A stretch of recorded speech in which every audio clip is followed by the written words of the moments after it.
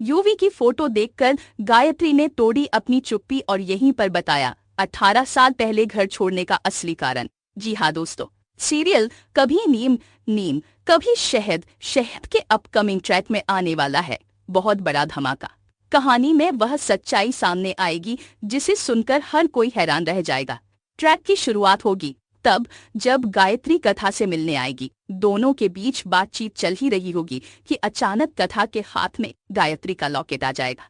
वह लॉकेट अचानक गिरकर खुल जाएगा और उसमें छिपी हुई एक पुरानी फोटो सामने आ जाएगी। फोटो देखकर कथा हैरान रह जाएगी क्योंकि उसमें महाराज जी के बचपन की तस्वीर होगी। कथा तुरंत गायत्री से सवाल करेगी, ये फोटो किसकी है? और तभी गायत्री भारी आवाज और कांपते हुए शब्दों में कहेगी, ये मेरे बेटे की फोटो है।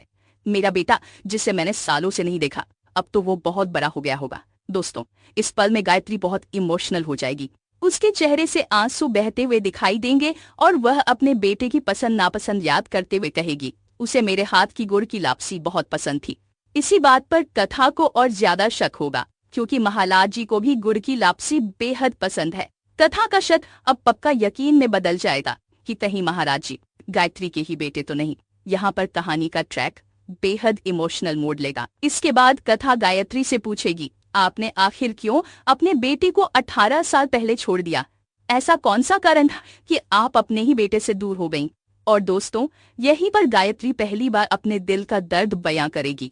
वह रोते हुए कहेगी, मैंने अपने बेटे को कभी छोड़ा ही नहीं। मैं तो उससे दूर जाने का सोच भी नहीं सकती। वो मेरा सब कुछ है, मेरी जीने की उम्मीद है। मैं तो सिर्फ इसी आस में जी रही हूँ कि एक दिन मुझे मेरा बेटा जरूर मिलेगा। इंटरैक्ट में आगे दिखाया जाएगा कि गायत्री धीरे धीरे अपनी पूरी कहानी बताती है। वह कहती है, सबको मैंने यही बताया कि मेरी याददाश्त चली गई है ताकि कोई सवाल न करे।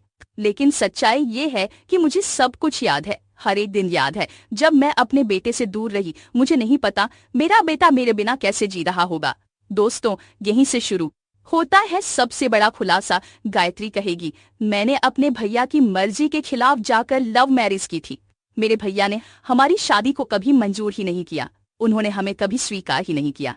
इसके बाद कहानी फ्लैशबैक में जाएगी जहां दिखाया जाएगा कि कैसे गायत्री को घर बुलाने का षड्यंत्र रचा गया। गायत्री बताएगी, मेरे भाई ने मुझे कहा कि माँ की तबीयत बहुत खराब है। मैं तुरंत माँ को देखने घर गई, लेकिन जैसे ही घर पहुंची उन्होंने मुझे कैद कर लिया। कमरे से बाहर निकलने ही नहीं दिया। यहाँ तक कि मुझे अजीब अजीब दवाइयाँ खिलाई गई ताकि मैं विरोध भी न कर सकूं।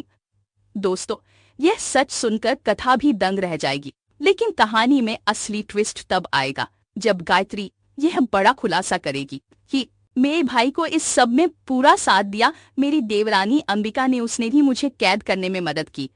अब कहानी का ट्रैक और ज्यादा रोमांचक हो जाता है। गायत्री कहेगी, मैंने अपनी पूरी जिंदगी अपने बेटे के बिना काटी है, लेकिन अब मैं और चुप नहीं रहूंगी। और यहीं पर कथा यह वादा करेगी कि कुछ भी हो जाए मैं महाराज जी को उनकी माँ से जरूर मिलवाऊंगी। दोस्तों, अब अपकमिंग ट्रैक में देखने को मिलेगा कि कथा किस तरह गायत्री को हिम्मत देती है और सच को उजागर करने का जिम्मा लेती है।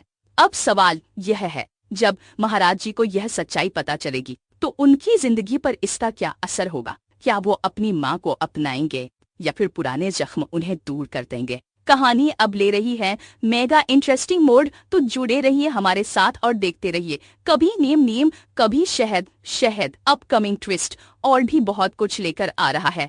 अगर आपको ये वीडियो पसंद आए तो चैनल को सब्सक्राइब जरूर करें। कमेंट में अपनी राय जरूर दे ताकि हम आपके लिए और भी वीडियो लेकर आ सके। तो बने रहे हमारे साथ, नया ट्रैक कहानी को पूरी तरह से बदल कर रख देगा। धन्यवाद।